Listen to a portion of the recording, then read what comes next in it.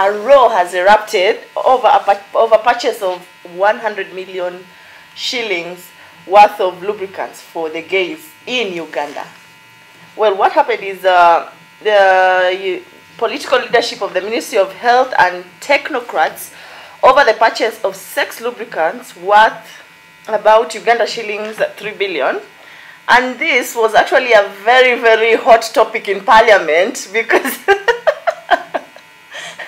the other ministers could not understand what was happening. Because why, you know, with our African, but at the same time I want to ask you guys, with our African culture, the way we have our culture so deeply rooted in us, by us saying no to this, are we actually trying to help a situation or not solve a situation? Because there was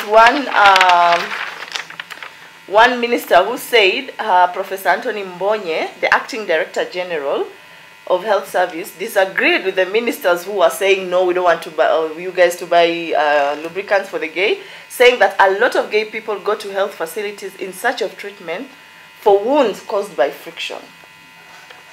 So it's actually, are we, because it's against our culture, that we are actually saying no to this? Because I remember there was a time when, due to high cases of AIDS being transmitted through syringes, syringes were being given out to addicts so that they don't use the same syringe to everyone, you understand? So it was a solution for that purpose. So, but this one, everybody is just against it. But at the same time, it's like we are saving these gays behind. It's actually not just... it's not just a matter of culture, but it's a matter of also the Bible. When you read the Bible, those who read the Bible, God created Adam and Eve. Not Adam and Abel. It was Adam and Eve. This is, I don't know. It's not here. This is bad. We should not even be having this discussion in the first place because... But we are in this time and it is existing. We cannot just stick our heads in the sand like an ostrich would you and pretend it's not that happening. We assume that everyone is straight. Yes. And let these people suffer for... Sometimes it's choice, sometimes it's beyond them, and continue. Some of them it's beyond them. Some of them it's their choice. How is it beyond them? You just find yourself that way, as in you grew up and you were more attracted to the gents than the men. The fruits of a tree do not fall very far from the tree. All is aliwaja. That was then. You cannot say you were born like that. We've been exposed to born magazines. Like that, we've been exposed to the internet. We've seen there's other things we can try. People are born like that. All is aliwaja. Not me. We are talking I'm just asking. Exposure. There is internet. During our parents' time, there was the exposure was not as much as it is right now. So they had no option but to comply. But right now, we have all these things that we are watching, and we say, oh, wait, by the way, this one looks better. It looks interesting more than this obvious.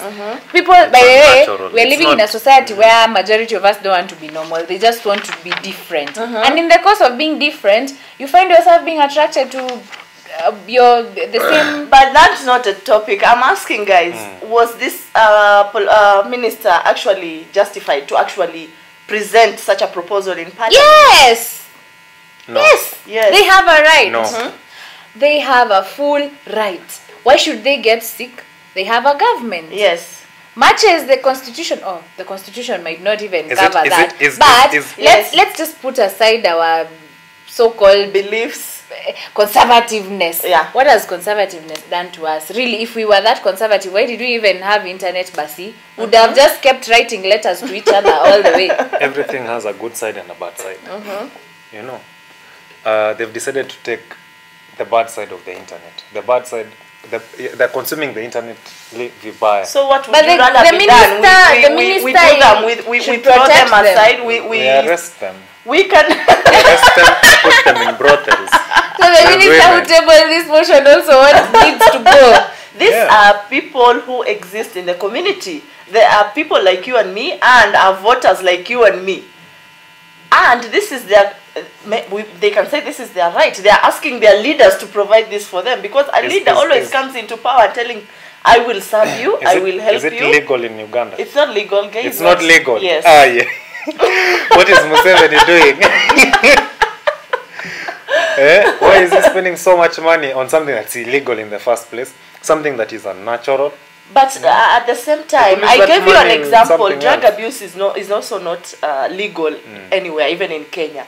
But we always look at combating them and reducing the number of drug users, or these communicable or diseases, that sexually transmitted diseases or communicable diseases that are there, by giving them things that will reduce the level of them getting infected by STDs or what. So it's a matter of finding ways of combating it. This is something that is there. So how do we combat with it to make it something that is not so ugly or so big? It's an ugly thing, but we have to deal with these things in society. If we are putting sanitary pads in our budgets, then why not have lubricants in our budgets? Okay, one is inevitable, the other one applies to some people, but all of them are citizens. Yes. Honestly, Mimi, I don't want to talk much about that. But our county governments were also buying condoms the other day. I don't want to county governments were giving sex workers condoms. Yeah, they bought condoms, by the way, they bought condoms and they were giving them out for free. To protect themselves. So, and this is for what? To protect themselves also.